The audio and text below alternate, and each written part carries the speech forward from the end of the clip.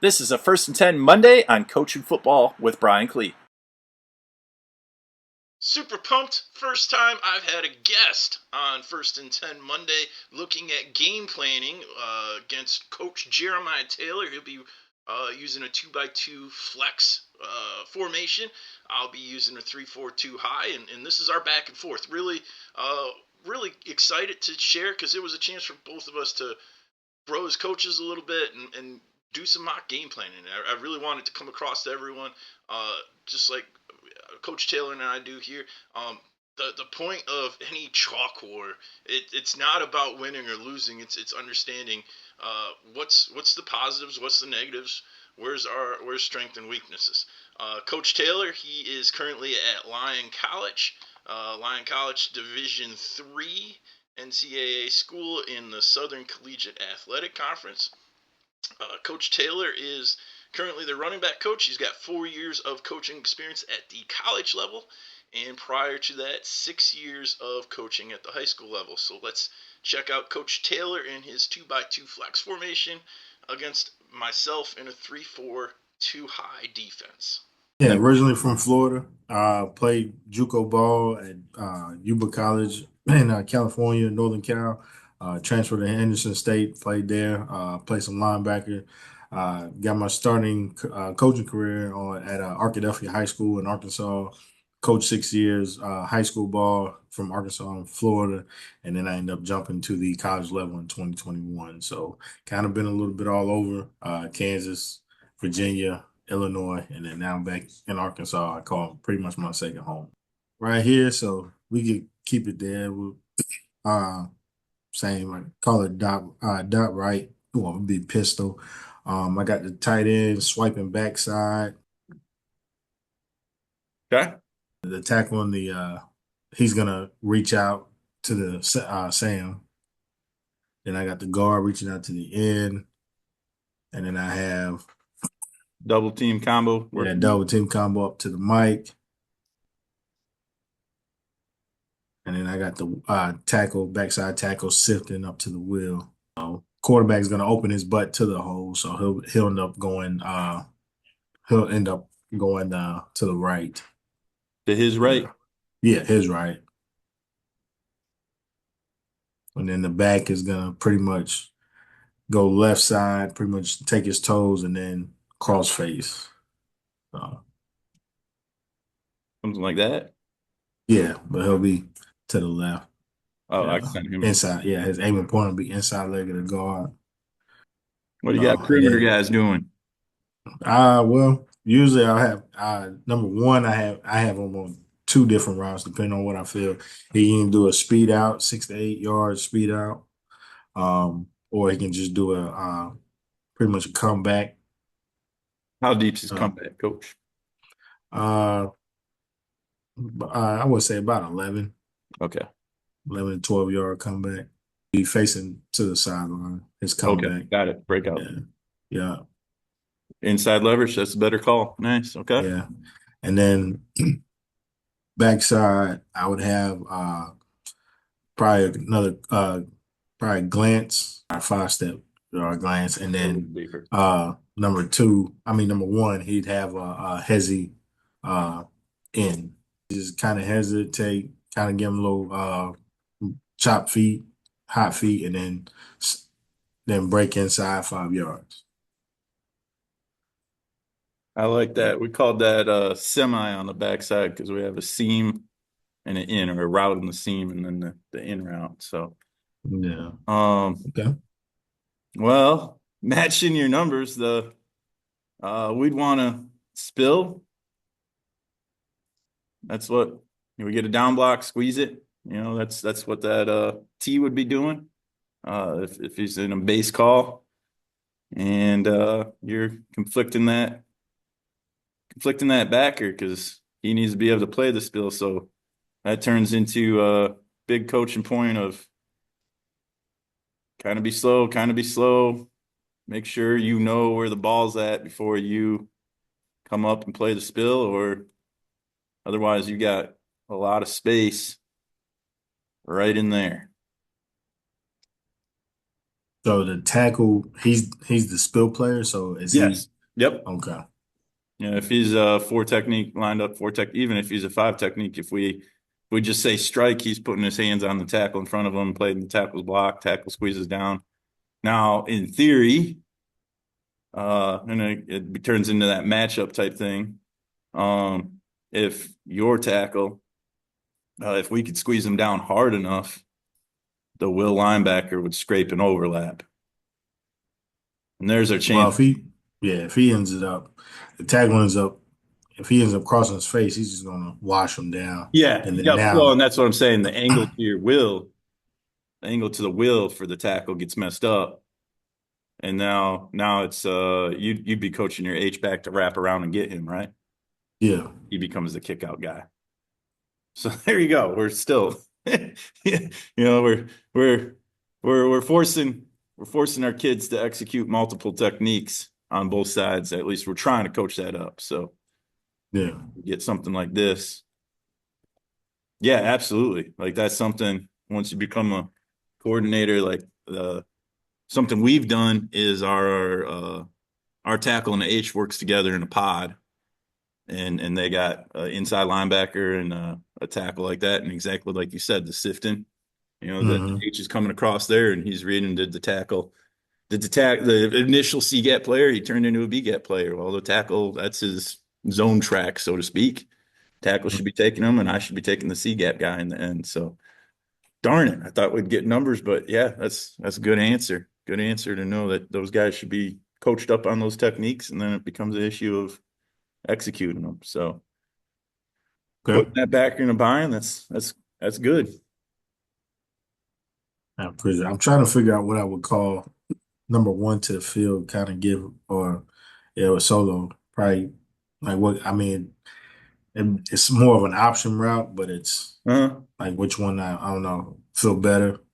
Because if I mean uh, he feels better, because if he likes to come back, then hey, run the comeback. But if you feel like the speed out is, if the he's playing over the longer top, the longer that route goes deep from coaching defensive backs, the more hmm our defensive back is going to get into a mindset of, all right, this is vertical. I got to stay on top.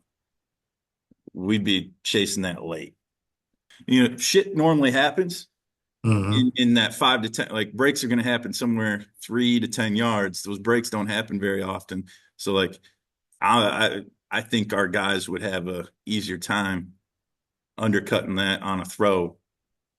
It turns into a longer route. Whereas when guys are running comebacks, that route is actually the amount of the DB is going to have less time to make the play on the comeback, I think.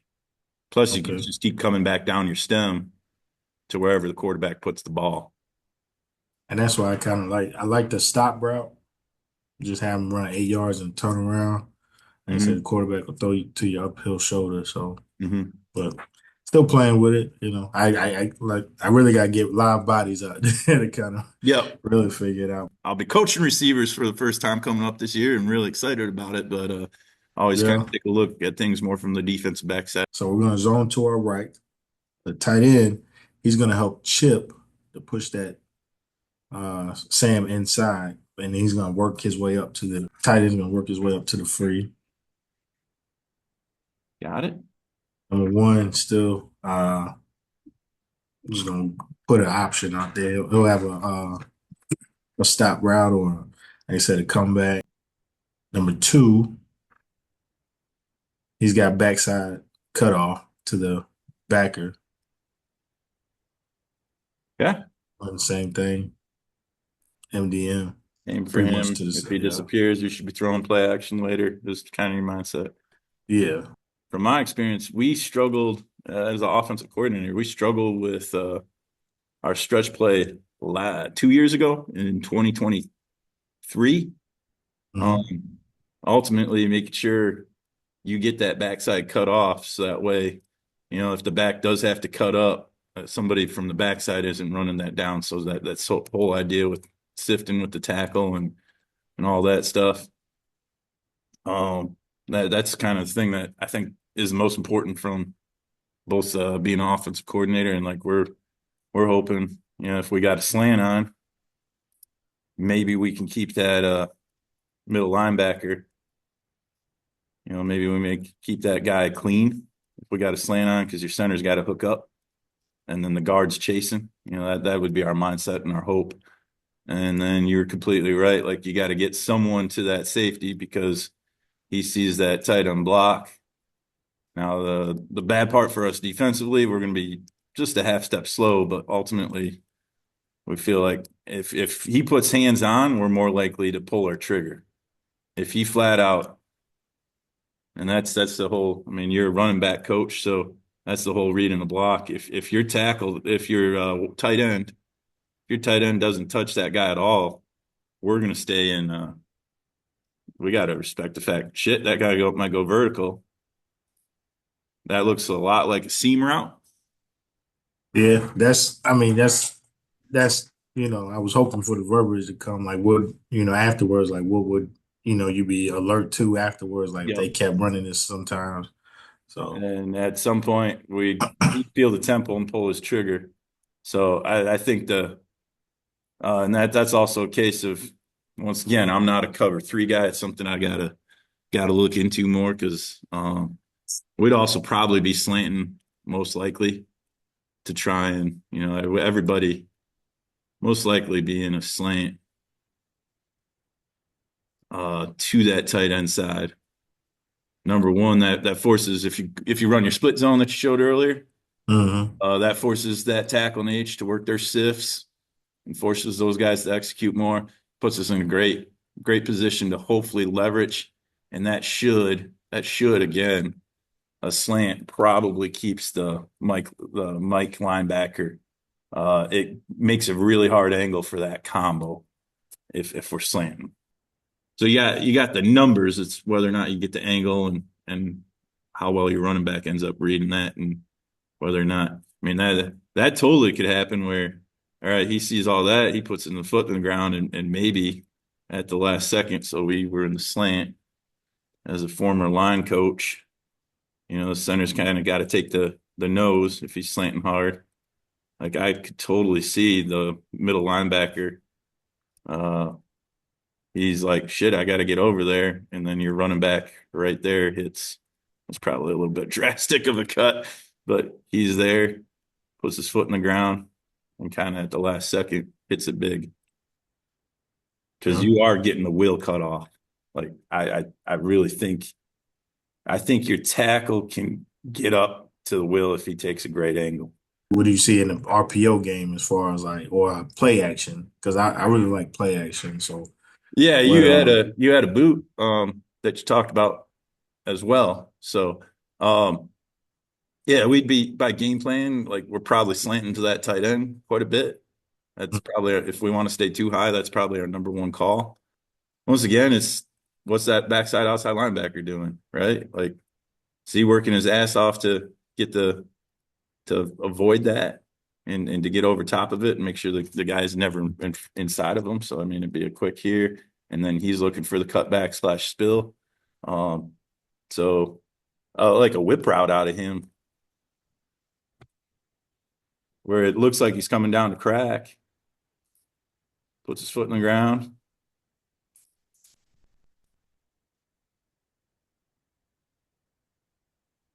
And like you already talked about running boot. So like boots great off of this. If I'd say if the will or the boundary outs, we call them the bob, the will or yeah, bob is there. If someone's rolling cover three, it's one on one with that corner.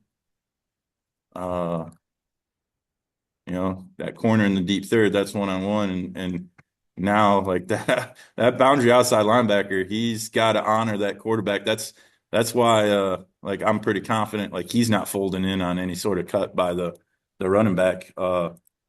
He'd be a quarterback responsible if he see ball away.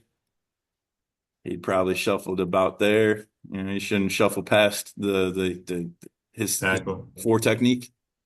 Like Hmm. that's his rule. And he sees the quarterback come. Well, shit, you got that guy in a bind. Do I come up? You're dumping it easy to number two. Do I drop off? Your quarterback's got just enough athleticism he maybe can run 5, 6 yards and slide. And if he's a speed demon, if he's a legit running quarterback, like he might be in open space and scoring. Jaden Daniels and Lamar Jackson, like those guys got wheels. That would be tasking the defenses a lot more. That's why everybody runs some sort of a boot. So whatever picks on that boundary outside linebacker and forces him to stay there out of the play and never help him with a cutback. Because again, you got 6-on-6 minus the free safety. And darn it, run back. You got to make somebody miss. You want to go score a touchdown. Yeah, that's true. It's your big guys. It's tackle to tackle and the tight end. It's their job to get you the first 5 yards. Everything after that's on you, my man. And then I'm also thinking about now that we just talked about. I don't know why I didn't think about it earlier because, like I said, it's been a long day. Monday is always a crazy long day, but having a tight end jab step and then swipe back on a leak. Oh yeah. That's where I thought you were going for a second when you said you can draw it up the Well, same way. yeah. Well, no, I normally like to run the obvious, like the main play, Mm-hmm. and then end up running stuff off of it. So Yep. once I get a feel for how you're gonna play it, now I've got about 3 or 4 ideas in my head of what I want to hit you with next. Yeah, oh, yeah, So that that's way, that's great offensive planning. If you take that, I mean, it's up to you, I guess, and what you can get a quarterback and guys to execute. Uh, we didn't call this in a game, but we've messed around with it in the summer, and it just our the guy that was supposed to play RH just ended up being a little bit different, or Y ended up being a little bit different guy. But some teams have run, basically turn it into a triple option. If your quarterback opens, so like kind of steps that way and lets the running back a little bit more like a tight zone type path. And we've done it as a straight up triple option of making, let's change his color and his color. So like it ends up being a straight read of does that tackle, if he crashes down, quarterback's pulling it, getting on the edge. Oop. And now it's a read. Do I flip it out to that tight end slicing across? Obviously, you can run boot with that guy slicing across too. Straight up boot where your tackle's not leaving him or not yeah, sifting that. But like we just weren't as smooth in practice as I wanted it to be calling games. And it was one of those things where we got to a point where we had two running backs on the field most of the time, and we wanted those guys with the ball in their hands a little bit more. And there was uh, our H was like a 240-pound former offensive tackle, so real good H for our level of high school ball. Probably a borderline Division III football player if his heart's into it. yeah, And we just let him block ahead on power. He got to run a couple wheels. He caught a wheel at some point. His last game with us, he caught a wheel for about a 15, 16 yard gain, and then he scooped and scored on yeah. defense. He had a really, really nice, senior night. So That's good. Got to throw him a cookie every once in a while. yeah, yeah. Well, he was blocking a D1 Northwestern defensive lineman, and we did the classic. Kind of got. I'm hogging the time on you here. We Nah, did the go ahead. classic. Like I said, I only got like maybe 1 or 3 more, I but I got. mean, I got to cut it short anyway. So, Yep. We spread him out because the guys were like, how are we gonna block? How are we gonna block this kid, this Mason Maine kid? We're like, well, James is only about 5 pounds lighter, so we're gonna put James out here and we're gonna let him run full speed and wham block him.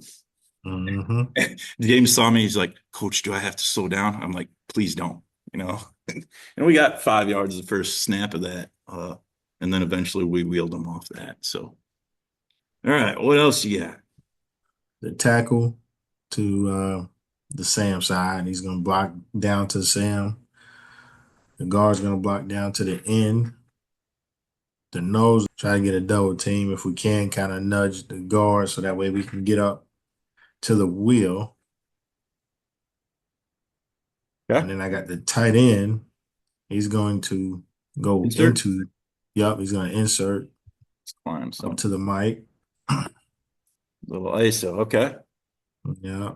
And then tackles, he's solid on their your tackle. And then solo receiver, he's got a stop or a comeback, about 8 yards, yeah. And then number 2 has a glance. Number 1 has a hezzy in. So And that has the in on the backside. That's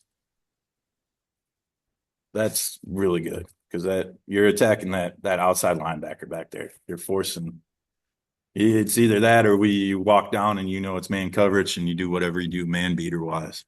Um, real sound. You're six. He got 6 blockers for 6 sets in the box. All comes down to how do we want to play this? The middle linebacker, he sees that guard out and the nose reaching.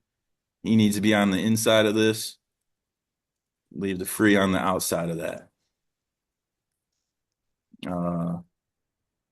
And everybody else is kind of already gapped up. So it's can we get 2 guys on that? That would determine, do we get a free hat between one of those 2 guys? and that's another thing I'm trying to figure out too. Like you said, I had to talk to wide receivers coach. If he has inside leverage, what can we do? Because I really want to take, This guy here? yeah, number 1, just really get an inside release, and just pretty much like an inside fade. So that way the free has to respect that and kind of help him. To Because if try and he's keep him man, out of the fit, yeah. yeah. The best route is you give just a little bit of a deke fake to the outside and then work back inside and rip it vertical as fast as possible. Mm-hmm. You try and get that. It's actually talked to the guy who's going to be I'm working for as a receiver, and he's going to be a head coach. And he was talking to his quarterback, and he's like, anytime we get we get a defender's hips to flip, that's when we know we got him beat. That's a chance to beat him, and you force that free into that tough situation of I can't go get involved in the box. I got to help out, especially if that guy's flat out. We're like, man, that corner matchup, that's not great. That's not great. So No. that's your flat out best receiver, and our best corner can't cover him. Yeah, that puts us in a little bit of a spot, especially since you got 2 receivers on the other side. One other thing, like that classic freaking, it's not an every down thing, but maybe that's a touchdown that makes that free. Like hesitate the rest of the game, as he inserts like he's going ISO and ISO blocking, slips everything and takes off down the middle. You Yeah, see I that get that. I you got that written on the notes. good call. Good call. No, Yeah. that'd be one thing. If that free is if he playing more like a linebacker, if he ever made a tackle short of 5 yards, I would consider having that guy slip right past because the Mac linebacker not going to look at that guy. He ain't going to think twice about it because he assumes the free has it. So about the only other thing some teams would do with their fit, and that makes us susceptible to a cutback, and you get all the way back over to that backside outside linebacker again. Maybe we are worried about that as a defender, and now our fits, we're asking that will to really get over the top. And now that boundary outside linebacker is again in that same spot. Okay. So that's and that corners, if we're showing that too high shell, unless we roll down at the last second, that corner's thinking, hey, seam, seam, seam. I'm worried about that guy running your number 2, your slot running a corner route because we got to cover the post because we're split field, we're middle field open. That corner. Can we get there to make the tackle? Probably every time. Is it a easy 5-yard completion, tuck, and open field tackle every single time? Yep. Which means we're like, I think really good offense beats really good defense over the course of the game. I take You're gonna five miss. yards every Yeah, yeah, time. yeah, exactly. Get to that 2nd and 5, so that way you're at 3rd and 2, and you keep the whole playbook open. I read a post about that earlier this day. I can't remember what the what the fancy name for the analytic was, but like just the whole idea. You have a successful first down of 4+ yards. You get a first down 73% of the time in that series of downs, and because you're going to have 3rd and short, which means the whole damn playbook's open. The Yeah, defensive coordinator can't tee off on any one thing. So yeah, I like that. The guards, when you're in, the backside guard is going to block down on your nose. I'm going to pull my center, and I'm going to pull my tackle. this tackle, Yep, your right tackle, yep. The center is going to end up getting up to either the B, kind of first thing off the edge. yeah, first color show.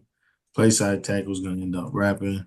Second, puller, my second puller is going to end up uh, same thing. He's going to look for the B or work up to the what's your safety? A good pin and pull. I've called him a dog. Your dog. Yeah. I'm sorry, he's looking for your will. The H is going to help double team up to. I'm sorry. Let me start with the Y. The Y is going to pull as well, and he's going to work up to the B. Your what do you call him? Your Bob. Yeah, that boundary outside backer, like all the letters Yeah. are there. Okay. Yep. Yeah. All right, and then number one, he's going to have. I'm sorry. Number one to the was it the bound field. Mm-hmm. He's going to have a stop route. Okay. At Sam, kind of.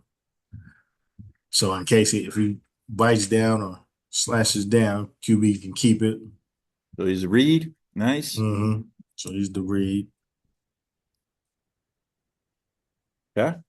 Base blocking to number one to the boundary. Both guys are. Yeah.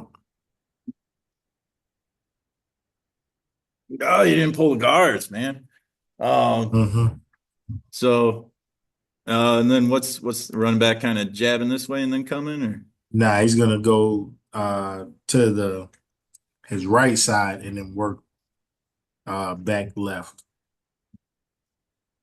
Yeah. and then obviously read the blocking, right?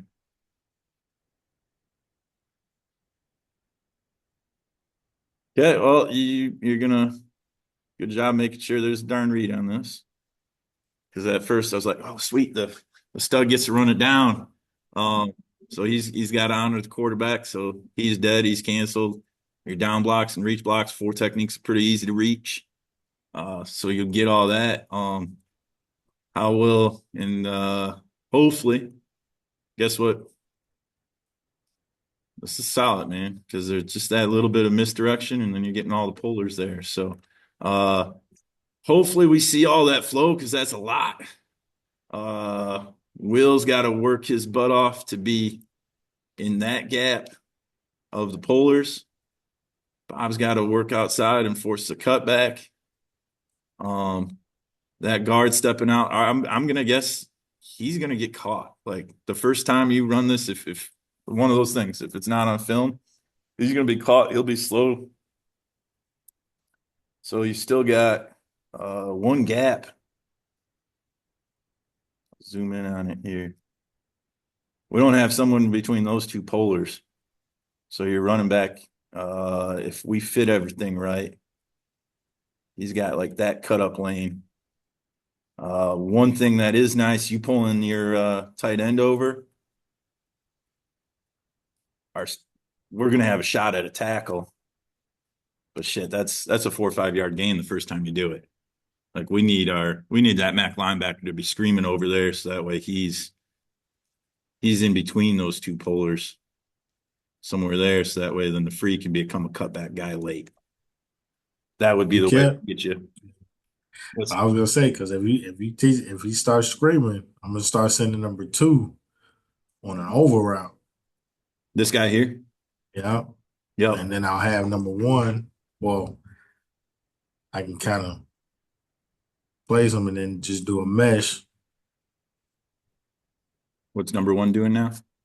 I said I was gonna have him do like a slant, have number 2 do an over route. Got it. So once I see those backers start to scream over a little bit, now I'm And gonna start. you'd still pull the tight end Oh yeah, play action. Okay. yeah. That's a Because now solid play action. everybody's going to the left, Yep. and I got leakers coming back to my right. We got less than a minute here. You got one-on-ones that you did achieve that. Like Yeah. I like our chance. It's the second one that if you can protect long enough and the quarterback can get to the second one, that's the one that probably leverages us because corner would be trailing on the outside there. Our safety, he can't get his face crossed because he knows the other safety's not involved.